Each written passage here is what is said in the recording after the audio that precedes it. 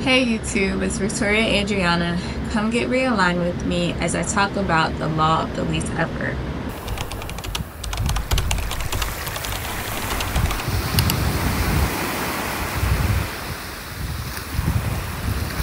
In other words, how to achieve more with less resistance. So the law of the least effort is a concept that was introduced to me in this book, The 7 Spiritual Laws of Success by Deepak Chopra. I have read this book several times.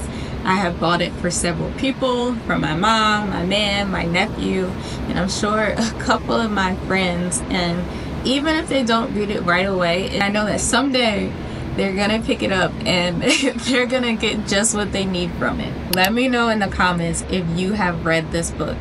What do you like about it? What's your favorite law to practice? If you haven't read it, I encourage you to. So the law of the least effort is actually law number 4 in the 7 spiritual laws of success. It focuses on finding flow and allowing things to happen naturally rather than forcing the outcomes. The core principle of the law of the least effort is that nature always follows the path of the least resistance, and so can we. The best way I can explain this is just think about all the things that nature does so beautifully and so naturally. The sun rises, the ocean waves, the wind blows, all of those things just happen, and nature doesn't need to force itself to do it. The sun doesn't rise and think, oh, tomorrow I'm gonna rise better. And you know, the sunset never thinks, I wonder if I'm beautiful enough to be seen. It just is what it is naturally, and we can be the same thing. Applying the law of the least effort to our life means getting into alignment and letting go of unnecessary struggling. It's trusting that things will happen in their own time, when they're meant to, how they're meant to, and it'll be just the right thing for us. So how do we apply the law of the least effort to our life? There's 3 very specific ways that Deepak Chopra includes in his law of the least effort. The first one is acceptance. As it relates to this law, acceptance puts an emphasis on the importance of accepting things as they are and not resisting them. The second way to apply the law of the least effort to our lives, it's learning how to take responsibility for ourselves, and not in the sense where we're blaming ourselves for our situation, our current circumstances, or blaming other people for getting us there, but it's taking responsibility for where we are and how we move forward. Is recognizing that every moment has a lesson or opportunity, and not letting the negative side of things be the thing that drives us. By taking responsibility for ourselves, we take our power back from the things that we once used to give it away to. And the third way to apply the law of the least effort is defenselessness. Usually defenselessness can be seen as a negative thing, because who wants to be, defenseless? But in this case, simply encourages us to let go the need to be right and to let go the need to defend our point of view. It opens us up to new perspectives. I feel like so often, especially during times like this with like elections going on and just all the things happening, it's so easy to get wrapped up in our need to prove our point and our need to like share our perspective and force that on other people. But it can be so powerful to just be quiet sometimes. Seriously, it can make a world of difference, because we don't feel like we're always in that state of anger. It's mainly just a way to cultivate peace within ourselves and accepting that the way other people see us isn't really our problem. Problem, not my problem. That's not my problem. So let's get into practical tips for applying the law of the least effort to our lives. The first one is mindfulness, and this is a practice that you probably heard about a lot and may or may not really understand what it actually means, because mindfulness can mean something different depending on what you're relating it to. When it comes to the law of the least effort, mindfulness is simply staying present and avoiding unnecessary resistance, which means avoiding feeling like you need to force something to change. It's just accepting life as it comes to you in the present moment and not allowing stress to overcome you if that's not exactly what you want it to be.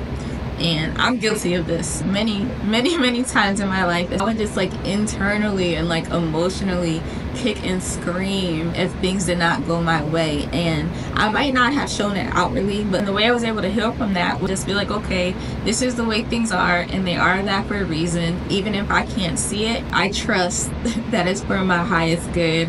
I trust that it's for the better of everyone involved in this situation, and I'm not going to try to force it to be something that it's not meant to be.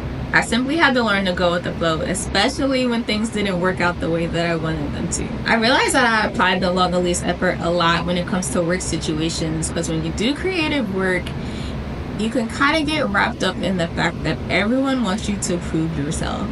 The first thing people want to see is your portfolio. Show me examples of what you can do. Show me samples of your work. Who have you worked with? You know, that's how you present yourself. And literally, I have gone on interviews with companies that I wanted to work with so bad, and they made me jump through hoops and do projects and just do all types of things to prove that I was good enough for them. And I started to realize that those things I was doing for those companies is something I could do for myself. If I wanted to work for a magazine really bad or work for a specific blog as a writer, I could create my own. I have the ability to build a website, I can create a blog, I can interview people, and I can get into those places that I want to be in without having to alter myself or like fit myself in a box.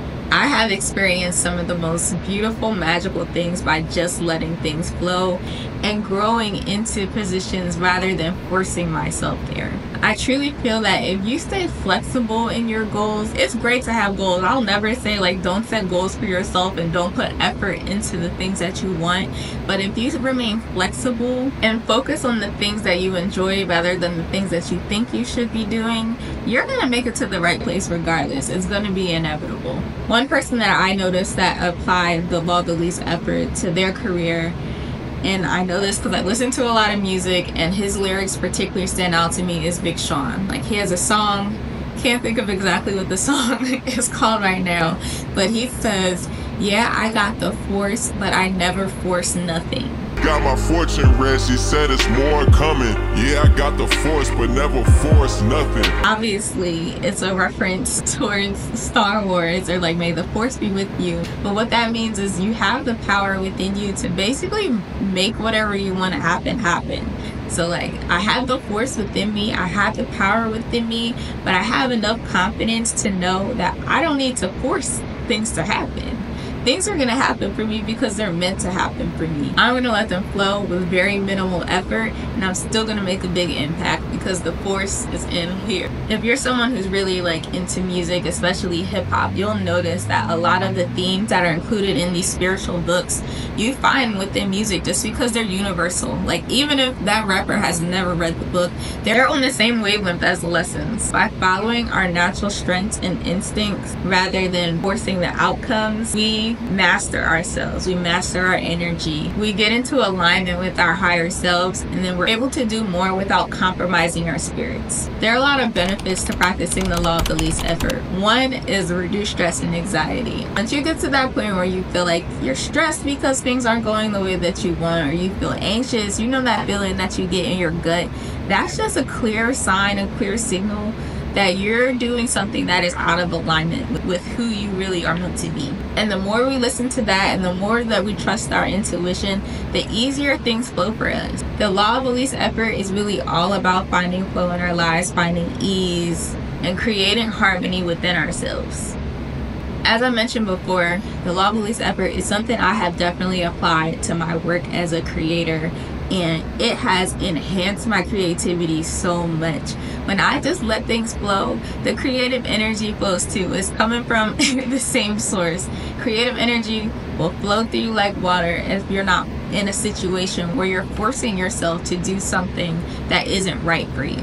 Once you relax, you're at ease. That's why meditation helps so much with your creative energy. That's why I do things like Reiki healing for my creative energy to flow. When you do that, the possibilities for what you create are endless. It also enhances your communication skills, your problem solving skills. Thank you, babe. And if you're someone who's into like the human design and understanding what your human design is, me personally, I know I'm a projector, and what I know about being a projector is that we work better when we're invited to things, I didn't feel like we need to put ourselves places.